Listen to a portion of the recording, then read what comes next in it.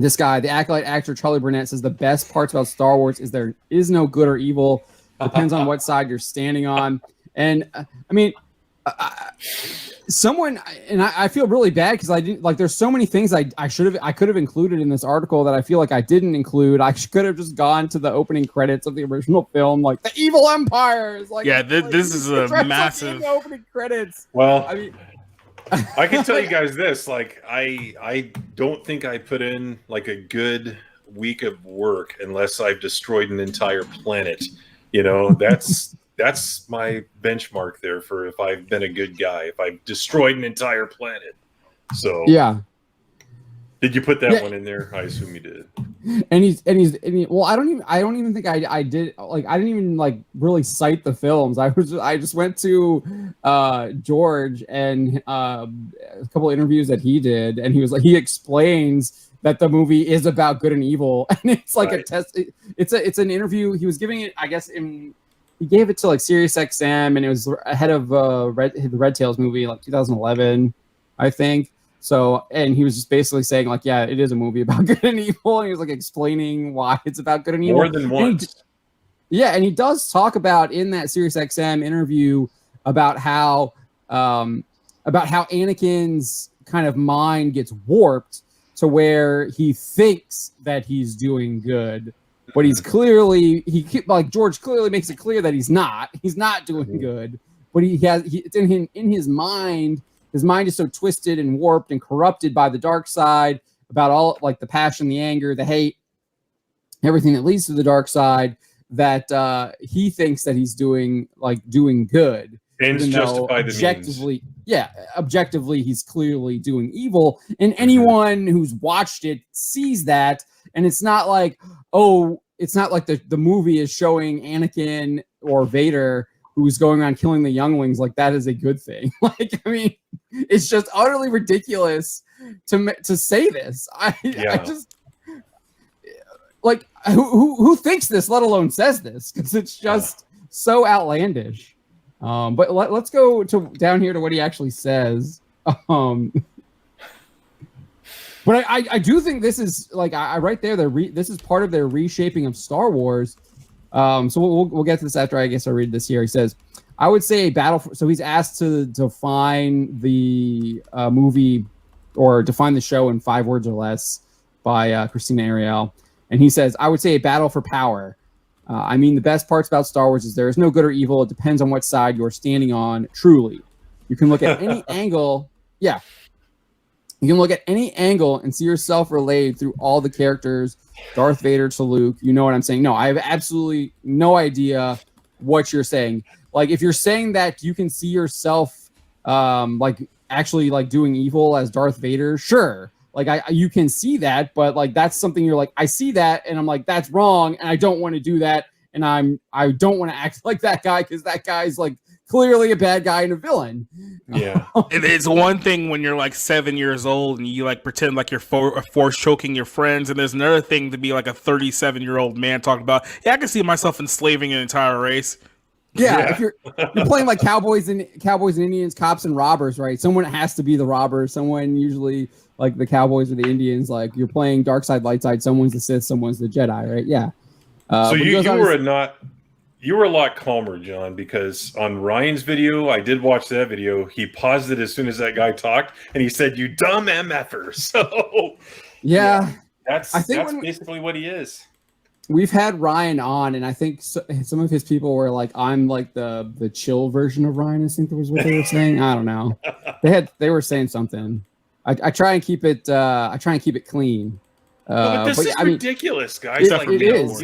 You're on Alderaan and you're like 5 years old, and you look up and go, there's an extra moon in the sky. It's probably some guys here showing up to do good. I mean, none of this makes any sense. Has this guy ever seen the shows, the movies, all that stuff? Of course there's good and evil. I don't know. You would think that, Star Wars is still, as much as Disney has done its best job to kill it, it is still a cultural phenomenon. I think the box office of The Force Awakens showed that. That was just 2017, over $2 billion. people wanted more Star Wars. People still loved Star Wars. They had hope that there would be something good coming out of Disney. I mean, and then by the time The Rise of Skywalker came around, it's barely getting through over $1 billion, and Solo completely, absolutely lost money, and Bob Iger's even admitting that now. But this guy, Charlie Barnett here, he says this show is truly about that balance of power and balance of good versus evil, and realizing so much of it starts at the root. Truly, so I hate this. I absolutely hate this. And I think this is part of Lucasfilm, Disney, the Walt Disney companies. It's part of this overarching ideology. Like all of these other, like the identity politics, the gender politics, the sexual identity stuff. I mean, it's all coming from this same evil root. And this is moral relativism, which is just as wrong. And Star Wars rejects moral relativism. There is good, there is evil. And the choices you make are good and evil.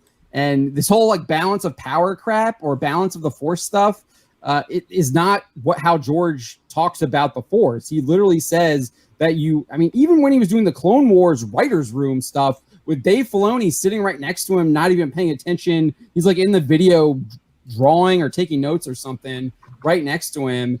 And George is saying, you defeat the dark side through like discipline,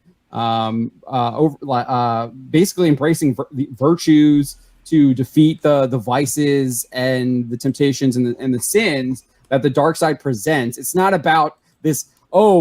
Each of us has that equal half of evil and good within us. He's like, no, we're humans. There's or humans, whatever, sentient beings in Star Wars. There can be an inclination towards evil. And obviously you want to do good, and you can overcome this inclination of evil by doing all of these things that the Jedi do, and that's how the light side defeats the dark side. I don't know how many times he has to explain this. I mean, there's multiple interviews about this, and yet we still get crap about this yin yang balance crap that doesn't make any sense as far as how the Force is depicted in the films and how it is explained by George. The only way you get this stuff is in that stupid Clone Wars crap with the brother-sister stuff and the father, which is that doesn't even make any sense because they show Anakin what he's gonna do and stuff too. One of the very last published, and in the timeline, certainly the very last EU book, they link it to that, which was a huge disappointment. It's a novel called Crucible, where Han, Leia, and Luke are pretty much the age that they are in Force Awakens and Disney Star Wars. So big disappointment. But hey, share that really quick. Flip over to what I have. Okay, here we go. So yeah, I mean, opening crawl. What's that last sentence? Evil is everywhere. Yeah. I mean, so like Revenge of the Sith, right there. I mean, yeah, like even in the prequels, it's there. Come on. Leslie in our chat pretty much nailed the nail on the head with this whole story, and it's the idea that they want to get rid of the Ten Commandments, they want to get rid of the Bible. When you're pushing something that's inherently evil, but you're trying to convince people that no, actually we're the good guys in this story, you have to blur the lines between what good and evil actually is, right? And this is what we're seeing here in modern times. Is that, like I said, postmodernism, whatever you want to call it, it's these people who are like, no, we believe that our side is good, and we actually believe your side is bad, so we're not going to judge society based on your standards are good and evil, which has already been decided long ago. Now we need to blur the lines because it's not just that black and white anymore. They're just trying to flip the idea that, well, actually the Sith, I mean, they're understandably, there's a lot of things you can relate to them. They're kind of more like, no, this is built on good and evil. George Lucas has said it himself many times. So for them to even make this argument, it's like they're trying to insert their own agenda into the show, into morality. But this is what Disney Star Wars is now. It's the woman from the very top inserting her own vision of what Star Wars is, and by having her lemmings get their tentacles on this property, now you're getting the other stupid ideology crap coming from the other people who probably don't deserve to have a job in this business, let alone being in a Star Wars project. I'll do that in an Albertan accent, if you know what I mean. Yeah. I do want to point out, I do think this, I mean, I know Kathleen Kennedy deserves a ton of blame. She does. But I also think it comes from Bob Iger, and the whole moral relativism stuff really came from him when he came back to Disney. He literally said he was the arbiter of what is right and wrong. And he's paid to do that. I mean, that's what he said in an interview asked about the Florida bill. He said he's the one who should be determining what is right and wrong, and he's paid to do it. He clearly doesn't have a moral compass, a really good functioning conscience, because he doesn't know what is right and wrong. And it's very clear, based on how he's running the company, that he doesn't know that. And again, it's bled into what we're seeing now from this Charlie Barnett guy saying that the best stories are where there is no good or evil. I mean, it's just ridiculous. Ridiculous.